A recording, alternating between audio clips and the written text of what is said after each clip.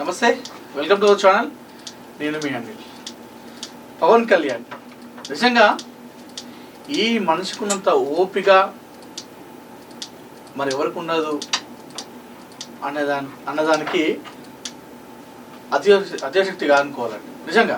ఎందుకంటే ఈయన ఎప్పుడైతే పార్టీ పెట్టిన తర్వాత కాదు పెడుతున్నా అని చెప్పేసి అన్నాడో అప్పటి నుండి ఇప్పటి వరకు ఈయన పడ్డన్ని మాటలు మరి ఎవరు కూడా పడలేదు. సరే, అదేదో తప్పు చేసి పడితే అది వేరు, తప్పు చేసి మాటలు పడితే అది వేరే అనిపిస్తుంది. తప్పు చేయకుండా అవమానాలు భరించడం అనేది మామూలు విషయం కాదు. అవమానాలు భరిస్తూ రాజకీయాల్లో ముందుకు వెళ్ళడం, అవన్నీ ఏం పట్టించుకోకుండా ముందుకు వెళ్ళడంలో పవన్ కళ్యాణ్ నిజంగా ముందు స్థానంలో ఉంటారు. ఈ మాటను ఎందుకు చెప్తున్నానంటే, గతంలో ఆయన పైన ఎన్ని విమర్శలు, వ్యక్తిగతంగా తన తల్లి పైన, భార్యల పైన ఇష్టానుసారంగా రోడ్డుపైకి వచ్చి మైక్ పట్టుకొని ఇష్టానుసారంగా మాట్లాడినప్పుడు మనందరూ తెలిసిందే. ఆ సమయంలో ఎన్ని మాటలు పడ్డాడు, ఎన్ని అవమానాలు భరించిన అనే విషయం కూడా అందరూ తెలిసిందే. సరే, ఇప్పుడు ఇది ఎందుకు డిస్కషన్ వచ్చిందంటే,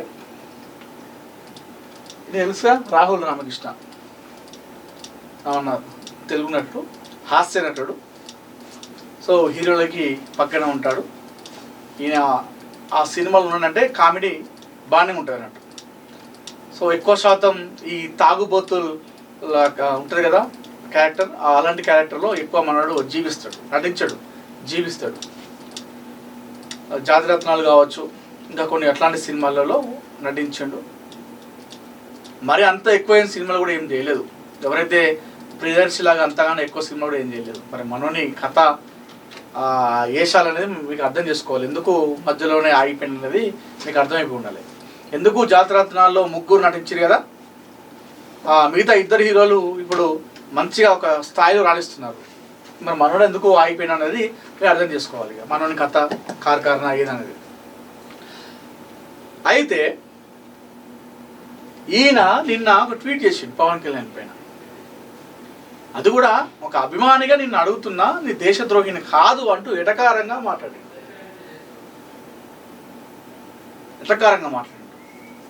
పవన్ కళ్యాణ్కి సంబంధించినటువంటి ఒక దానిపైన ఏదైతే ఉందో, ఆంధ్రప్రదేశ్లో డిప్యూటీ సీఎం ఉన్నారు, పలానా దానికి మంత్రిగా ఉన్నారు, దాని లెక్కలేవి, దాని పత్రాలేవి అని చెప్పేసి ఒక ట్వీట్ పెట్టి దాని కింద జై తెలంగాణ పెట్టిండు. జై తెలంగాణ పెట్టిండు.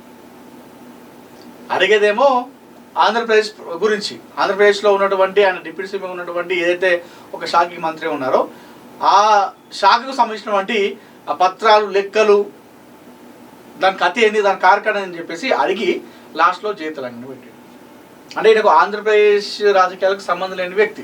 సరే, ఒక ఆర్టికల్ మన రాజ్యాంగంలో మనకు రాజ్యాంగం కల్పించిన హక్కు ద్వారా ఆర్టికల్ 19(1)A ద్వారా ఎవరిని అడగవచ్చు, ప్రశ్నించవచ్చు, ఏదైనా చేయొచ్చు. దాంతోపాటు ఆర్టికల్ 19(2) కూడా ఉంటుంది. అది ఎప్పటి వరకు అంటే అడగవచ్చు, ఆ హక్కు ఏదైతే ఉంటుందో దానికి కూడా కొన్ని లిమిట్స్ ఉంటాయి. సరే, మరి ఈయన లిమిట్గా అడగలేదంటే లిమిట్గా అడిగిండు. కానీ సంబంధం లేని విషయం. ఇప్పటికే ప్రొఫెసర్ నాగేశ్వరరావు గారు అదేవిధంగా పవన్ కళ్యాణ్ గారి మధ్య జరిగినటువంటి ఏదైతే ఒక వివాదం ఉందో అది చినిగి ఒక గాలి వానలాగా తయారైంది, ఒక తుఫాన్ మాదిరి అయిపోయింది. అది లాస్ట్కి తెలంగాణ, ఆంధ్ర రెండు రాష్ట్రాల మధ్య ఒక ప్రాంతీయ గొడవలాగా దారికి తీసింది. సరే, అది అయిపోతుంది అనుకున్న టైంలో ఇక మళ్ళీ ఈయన ఒక ఏషం కట్టిండు వచ్చి, నీకు అంత ఏంది, కారకారణ ఏంది, దానికి సంబంధించిన వివరాలు, విషయాలు ఏందని చెప్పేసి పవన్ కళ్యాణ్ అడుగుతున్నా అని చెప్పేసి పెట్టిండు. కింద జై తెలంగాణ పెట్టిండు.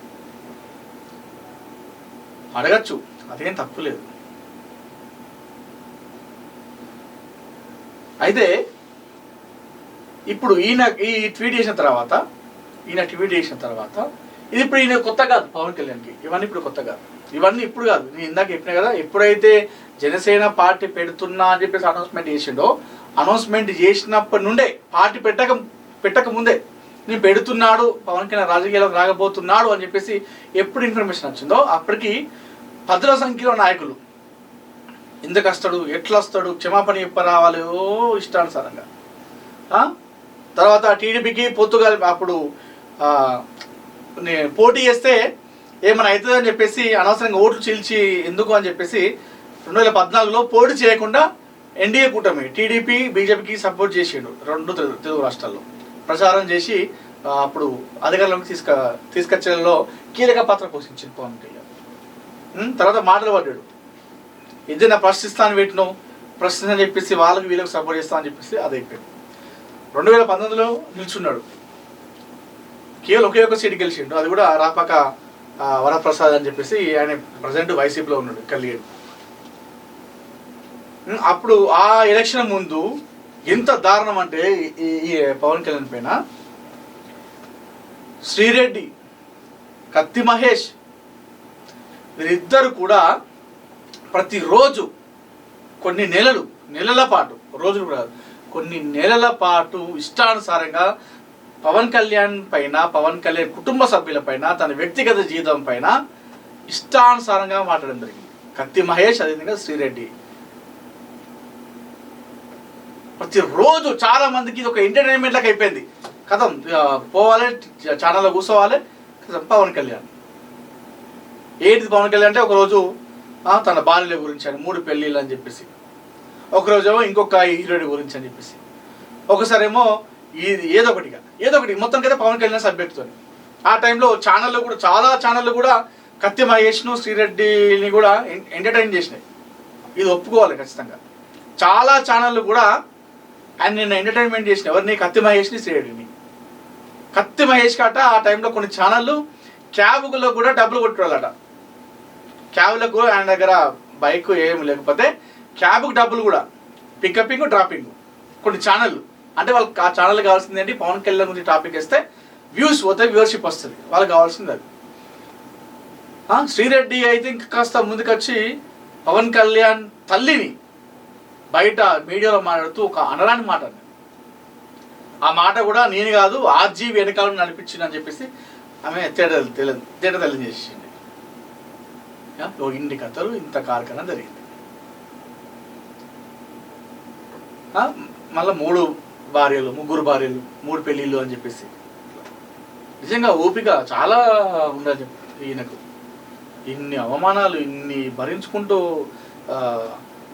పార్టీ నడుపుతూ అధికారంలోకి రావడం అనేది మా ఉద్దేశం కాదు, ఇవన్నీ తట్టుకున్నాడు. అయితే ఇప్పుడు రాహుల్ రామకృష్ణ కూడా ప్రశ్నిస్తూ ఉన్నాడు. మరి ఇదే రాహుల్ రామకృష్ణ తెలంగాణలో జై తెలంగాణ పెట్టాడు, మరి ఇదే తెలంగాణలో ఎంతోమంది మంత్రులు వారి శాఖలో ఎన్ని అక్రమాలు, ఎన్ని అన్యాయాలు జరుగుతున్నాయి, మరి ఇదే తరహాలు ఎందుకు అడుగుతలేడు?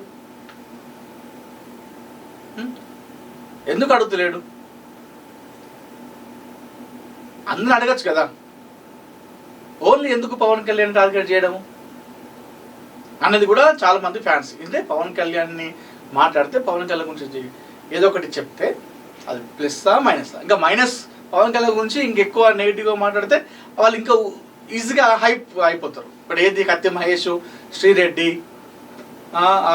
కొంతమంది మంత్రులు, గతంలో మాజీ మంత్రులు కావచ్చు, అయ్యారు కదా చాలామంది కూడా ఆ విధంగా ప్రయత్నం చేస్తారని చెప్పేసి అటు ఫ్యాన్స్ అందరూ చేస్తూ ఉన్నారు. ఇదే రాహుల్ రామకృష్ణ మరి తెలంగాణలో చాలామంది మంత్రులు ఉన్నారు, గతంలో ప్రభుత్వం ఉంది, మరి అప్పుడెందుకు ప్రశ్నించలేదు ఇదే ప్రశ్న అని చెప్పేసి చాలామంది అడుగుతున్నారు. అయితే ఇది ఇక పవన్ ఫ్యాన్స్ ఊరికే ఉంటారు కదా, ఈ మనోహర్ గురించి మొత్తం డాటంతా కలెక్ట్ చేశారు. సరే ఈయన ప్రశ్నిస్తుండు కదా, మరి ఇంత మంచోడా, ఇంతగానం సమాజ సేవ చేస్తాడు కావచ్చు, జనాలంటే అంత రెస్పెక్ట్ కావచ్చు,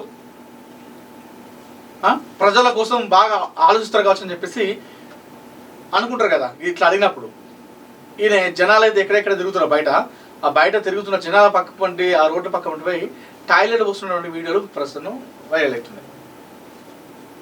రోడ్ల మీద అందరూ చూస్తుండగా రోడ్డు మీద పోయి మూత్ర విసర్జన చేస్తూ ఉన్నాడు రాహుల్ రామకృష్ణ.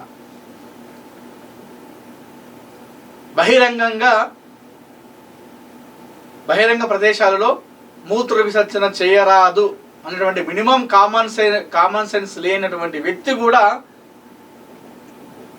ప్రశ్నిస్తాడా అని చెప్పేసి ఇప్పుడు పవన్ కళ్యాణ్ ఫ్యాన్స్ నన్ను ఆటలుకుంటున్నారు. మనోడు మందు తాగి ఎక్కడ పడితే అక్కడ మూత్ర విసర్జన చేస్తాడని చెప్పేసి ప్రజెంట్ సోషల్ మీడియాలో ఈయన వీడియోలు వైరల్ అవుతూ ఉన్నాయి. ఈయన ఎక్కువ తాగుతారట, డ్రింకింగ్ చేస్తారట. ఆ డ్రింకింగ్ చేయడం వల్లనే అట్లాంటి క్యారెక్టర్ వల్లనే సినిమాలో అవకాశం ఎక్కువ రావట్లేదు. ఆయన ప్రవర్తన నచ్చకనే సినిమా ఇండస్ట్రీ ఆయన దూరం పెట్టింది అని చెప్పేసి చెప్తాను. తాగి ఇట్లా రోడ్ల మీద ఎక్కడ పడితే అక్కడ టాయిలెట్ పోస్తాడు. అక్కడ మహిళలు పోతున్నారా, పురుషులు పోతున్నారా, నడి రోడ్డా, పబ్లిక్ ప్లేసా అని చెప్పేసి చూడాడు. తాగి సోయి లేక ఎక్కడ పడితే అక్కడ మూత్రం పోస్తాడు అని చెప్పేసి ఇప్పుడు పవన్ ఫ్యాన్స్ ఈయన వీడియోలన్నీ కూడా కలెక్ట్ చేసి ప్రస్తుతం సోషల్ మీడియాలో వైరల్ ఇస్తూ ఉన్నారు. నిజంగా పవన్ కళ్యాణ్ గురించి ఎప్పుడైనా సరే చాలా చూసినాను. ఎప్పుడైతే ఈయనపైన ఒక విమర్శ వస్తుందో అది కంటిన్యూటీగా కంటిన్యూ అవుతూ ఉంటుంది, మధ్యలో ఎక్కడ ఆగదు. అది గతంలో చాలాసార్లు చూసినా. ఇప్పుడు మొన్న కూడా జరిగింది కదా, ఏది తెలంగాణ వాదులు కావచ్చు, కొంతమంది తెలంగాణ ఉద్యమకారులు కావచ్చు, కొంతమంది తెలంగాణ జర్నలిస్టులు కావచ్చు, పవన్ కళ్యాణ్ పైన రిపీటెడ్గా ప్రెస్ మీట్ పెట్టేది కదా. అది అయిపోయిన తర్వాత కొన్ని రోజులకే మరొకరు ఎవరు, ప్రకాష్ రాజ్, అట్లా ఒకరు ఎవరో ఒకరు ఖచ్చితంగా ఆయన పైన విమర్శలు చేస్తూనే ఉంటారు. ఈయన నిజంగా ఓపిక అంటే వాస్తవానికి కూడా మరీ ఇంత మంచితనం కూడా పనికి రాలని చెప్పేసి చాలా మంది చెప్తా ఉన్నారు. ఎందుకంటే మిగతా వాళ్ళు ఏదైనా మామూలుగా విమర్శిస్తేనే వాళ్ళపైన పోయి పరువు నష్టం కేసు ఇస్తారు, అవన్నీ వేస్తారు కదా, కేసులు, స్టేషన్లో ఫిర్యాదులు. ఈయన దగ్గర అది లేదు. అది లేకనే ఇంతమందికి తయారవుతారు. తన తల్లిని, తన పిల్లలని, భార్యలపైన, వ్యక్తిగత విషయాలపైన అందరినీ బయటికి లాగినప్పుడు కూడా ఆయన ఎవరిని కూడా ఏమనలేదు. ఎవరిపైన కూడా కేసు కూడా చేయలేదు. అయితే ఈయన ఇంత మంచితనాన్ని చూసుకున్నటువంటి చాలా మంది కూడా ఇట్లా రోడ్ల పైన బహిరంగంగా టాయిలెట్ పోస్టులు కూడా ఇప్పుడు పవన్ని ప్రశ్నిస్తారా అని చెప్పేసి అటు సోషల్ మీడియాలో అటు పవన్ ఫ్యాన్స్ కావచ్చు, ఆయన అనుచరులు, అభిమానులు, అదేవిధంగా అక్కడ కూటమి ప్రభుత్వాలు ఎవరైతే ఉంటారో ఆ కార్యకర్తలు అందరూ కూడా రాహుల్ రామకృష్ణను ఏకీపాలిస్తున్నారు. ఈయన వీడియోలు మొత్తంగా తవ్వుతున్నారు. ఫస్ట్ నువ్వు సినిమాలు చేసుకో, నువ్వు సినిమా ఛాన్స్ ఎందుకు వస్తలేదు, నువ్వు ఒక తాగుపోతివి, నువ్వు ఒక తిరుగుపోతివి, తాగి ఎక్కడ పడితే అక్కడ నువ్వు బయట టాయిలెట్ వస్తావు, నీ క్యారెక్టర్ మంచిది కాదు, నీ ప్రవర్తన మంచిది కాబట్టి నేను సినిమా ఇండస్ట్రీ దూరం పెట్టింది. నీకు ఎందుకు జై తెలంగాణ పెట్టినప్పుడు తెలంగాణలో ఉన్నటువంటి మీ నాయకుడు ఫస్ట్ ప్రశ్నించు, ఆంధ్రలో ఉన్నటువంటి నాయకుడి లెక్కలు నీకెందుకు రా నాయన అని చెప్పేసి చాలా మంది చెప్తున్నారు. మరి ఒకవేళ ఈయన అన్నట్టు ఆయన దగ్గర తప్పు ఉన్నది, పవన్ కళ్యాణ్ ఏదైతే ఆయన లెక్కలు పత్రాలు అడిగిండో తప్పు ఉంటే మరి అవన్నీ బయటికి రావాలి కదా. ఇప్పటికే జాతీయ స్థాయిలో ఆయన ఏదైతే అటవీ శాఖ ఉందో, అదేవిధంగా పంచాయతీ రాజ్ ఉందో, ఇప్పటికే 9-10 అవార్డు తీసుకుంటాడు, జాతీయ అవార్డు తీసుకుంటాడు పవన్ కళ్యాణ్. అట్లాంటి వ్యక్తిని ప్రశ్నిస్తాడా అని చెప్పేసి సోషల్ మీడియాలో రాహుల్ రామకృష్ణను ఏకీపరుస్తున్నారు. పవన్ కళ్యాణ్ మరి ఇంత మంచిదనం కూడా పనికి రాదయ్యా నీకు, నువ్వు ఏంది ఇట్లుంటే, ఇంత సైలెంట్గా ఉంటే, ఇంత నిశ్శబ్దంగా ఉంటే, ఎవరు ఏమనుకున్నా మనకెందుకులే అని అనుకుంటా పోతే నువ్వు ఇట్లాంటి వాళ్ళు రెచ్చిపోతారు అని చెప్పేసి అటు ఫ్యాన్స్ కాస్త ఆందోళన, ఆవేదన వ్యక్తం చేస్తున్నారు. ఇప్పటికైనా పవన్ కళ్యాణ్ స్పందించి ఇట్లాంటి వారిపైన అడ్డుకట్ట వేయాలి, లేకపోతే మాత్రం ఇలాంటివి ఎప్పటికీ రిపీట్ అవుతూనే ఉంటాయని చెప్పేసి అటు వాళ్ళ ఫ్యాన్స్లో అయితే ఒక ఆందోళన కలిగిస్తూ ఉన్నాయి. చూద్దాం మరి ఇది ఎంత దూరం పోతుంది, ఇంకెంత దూరం పోతుంది, ఇట్లా ల్యాగ్ అవుతుందా, దానికి ఫుల్ స్టాప్ పడుతుంది అన్నది మనం వేచి చూడాలి.